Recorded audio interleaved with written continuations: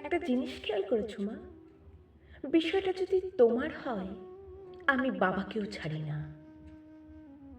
আমার কাছে তুমিই পৃথিবী, তুমিই সবার সেরা। আজও দু কদম হাঁটতে পারি না তোমার উপদেশ ছাড়া। তোমার আদর্শে গড়েছি নিজেকে, আজও গড়ি দ্বিধাহীন।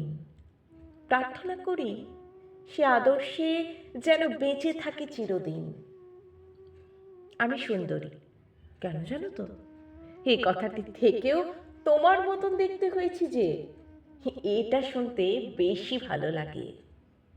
তোমার মতোই শাড়ি ভালোবাসি, 3 বেলা ভাত খাই, তোমার মতোই কাজের ফাঁকে আনমনে গান গাই। গ্যাস কমিয়ে মাংস কষাই, তবু তোমার মতো হয় না। তোমার হাতের রান্নার সেই গন্ধটা পাওয়া যায় না।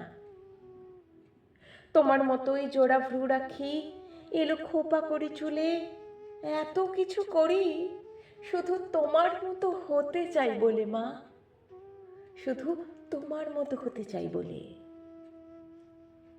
বেশ কবছর আগের কথা, আমায় সুশিক্ষা দেবে বলে, নারীর নীতি বলে একখানি বই দিয়েছিলে।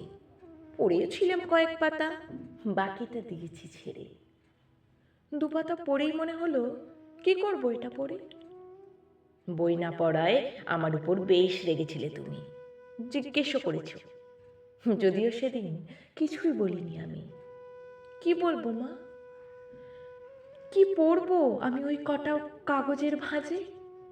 আসল নারী তো বিরাজ করছে আমার মায়ের মাঝে। জানো তো মা, ওই বইটার প্রতিটা পাতার কথা মনে হয়েছিল তোমায় নিয়ে, তোমায় ভেবেই গাঁথা।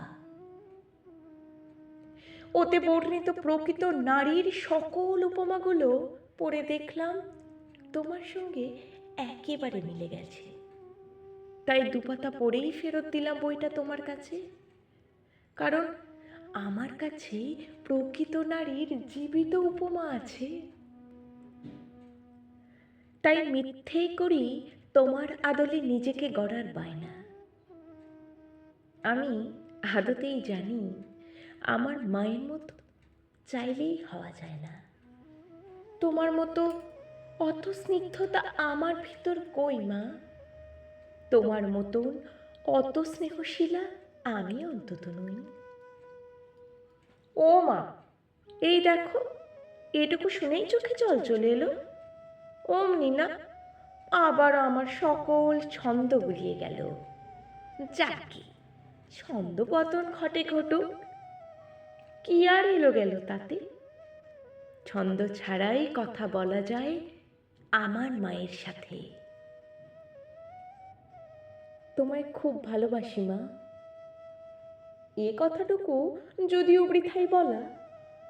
তোমার হাত ধরে পৃথিবীতে আসা, জীবনের পথ চলা।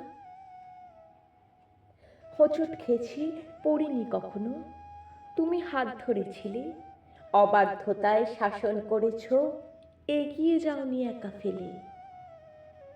আমি হাসতে শিখেছি, বাঁচতে শিখেছি আবার নতুন করে, কারণ তুমি এই হাতখানি দাওনি কখনো ছেড়ে।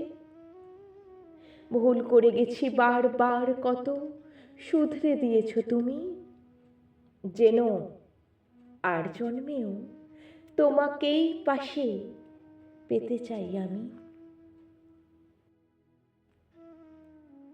কলমে দেবলীনা চ্যাটার্জি, কণ্ঠে আমি স্নিগ্ধা।